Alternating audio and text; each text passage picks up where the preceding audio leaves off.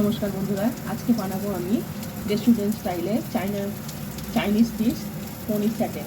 তো আমি প্রথমে একটা বোল নিয়ে নিয়েছি, এর মধ্যে দিয়ে দেবো 1 চামচ দই, সামান্য দিয়ে দেবো টমেটো, সামান্য অল্প একটু দেবো সয়া সস, জিরে গুঁড়ো দেবো, ধনে গুঁড়ো, লঙ্কা গুঁড়ো। এবার দেবো পেঁয়াজ, আদা, রসুনের পেস্ট। এবার এটাকে ভালো করে আমি মিশিয়ে নেব। সামান্য লবণ দিয়ে দেবো, ভালো করে মিশিয়ে নেবো। এবার কিউব করে রাখা পনিরগুলো দিয়ে দেবো এর মধ্যে।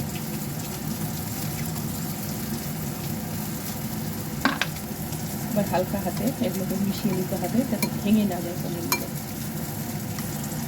এবার কিউব করে কেটে রাখা ক্যাপসিকাম, টমেটো, পেঁয়াজ এগুলোকেও আমি একসাথে ভিজিয়ে বেশ 15-20 মিনিট মতো রেখে দেবো।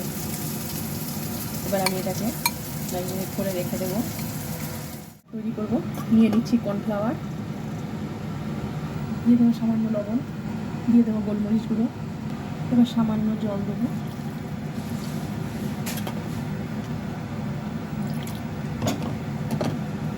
এবার আমি টুথপিক নিয়ে নিয়েছি। এবার এর মধ্যে আমি প্রথমে ক্যাপসিকাম দিয়ে দেবো, তারপরে টমেটো, এরপর পেঁয়াজ দেব।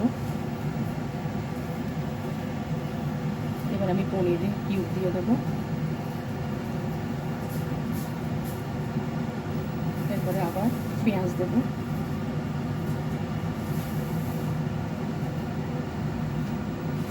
টমেটো দেবো আর ক্যাপসিকাম দেবো। এইভাবে আমি একটা একটা করে বানিয়ে নেব। এবার আমি একটা করে নিয়ে নিলাম। এবার ব্যাটারে চুবিয়ে নেব। এবার আমি তেল গরম করতে বসিয়ে দিয়েছি, আমি তুলে দিয়ে দেবো।